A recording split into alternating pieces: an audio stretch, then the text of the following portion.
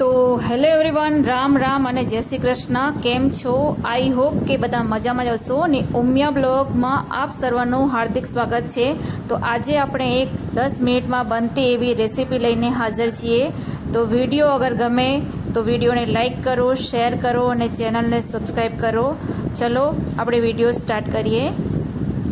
તો સૌ પ્રથમ તો આપણે ઘઉંનો લોટ લેશું અને ઘઉંના લોટની અંદર આપણે એડ કરીશું ખાંડ. તો ઘઉંનો લોટ મેં ઓલરેડી 1.5 કપ જેટલો લઈ લીધો છે. તમે તમારી જરૂરિયાત મુજબ લઈ શકો છો.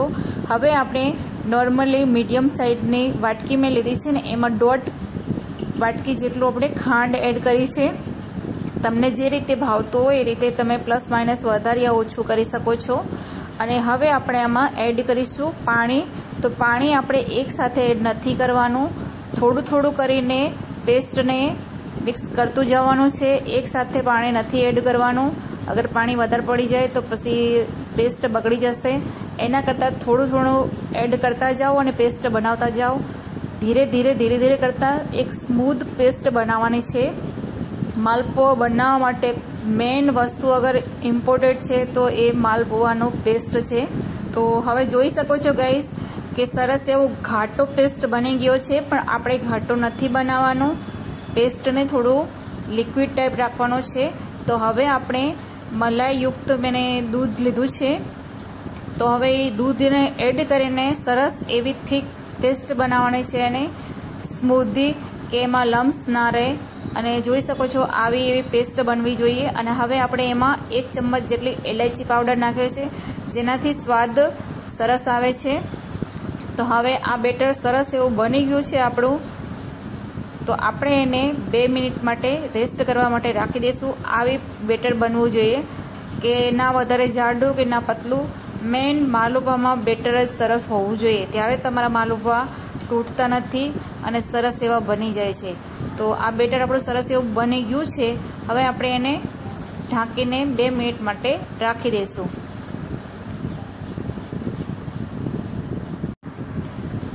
તો હવે આપણે ગેસ ઓન કરી દીધો છે અને એની અંદર આપણે નોનસ્ટિક તવો લઈ લીધો છે. અને એની અંદર આપણે પહેલાં તો ગેસ તવા ઉપર ઘી એડ કરીશું. અને ઘી એડ થઈ જાય, ઘી થોડુંક ગરમ થઈ જાય નોર્મલી ટેમ્પરેચરમાં, એટલે બેટરને રાખી દેવાનું. અને માલપુઆને જેટલી સાઇઝ તમે કરવી હોય એટલી કરી શકો છો, નાની યા મોટી. તો ફર્સ્ટ મેં માલપુઆ બનાવવાનું સ્ટાર્ટ કરી દીધું છે. તો આવી રીતે સરસ એવા માલપુઆ બને છે.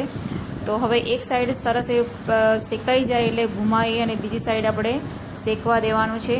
અને હા, ગેસની ફ્લેમ હંમેશા ધીમી જ રાખવાની, બહુ ફૂલ નહીં રાખવાની.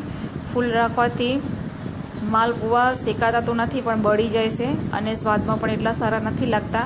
તમારે ટેસ્ટી માલપુઆનો અગર આનંદ માણવો હોય તો તમારે હંમેશા ગેસની ફ્લેમ ધીમી જ રાખવી પડશે. તો જ તમારા માલપુઆ સરસ એવા શેકાઈ જાય છે. તો હવે આપણે આ બધા જ બેટરને સરસ એવા બધા માલપુઆ બનાવી લઈશું. અને માલપુઆ બનાવીને સરસ એવા એન્જોય પણ આપણે કરીશું. તો જોઈ શકો છો ગાઈસ, બધા જ માલપુઆ આપણે બનાવી દીધા છે. અને હવે આપણે ડ્રાયફ્રૂટ ઇમ્પોર્ટન્ટ નથી પણ તમે એડ કરવા હોય તો કરી શકો છો. ડ્રાયફ્રૂટ એડ કરવાથી ખાવામાં બહુ જ મજા આવે છે. તો રેસીપી તમને કેવી લાગી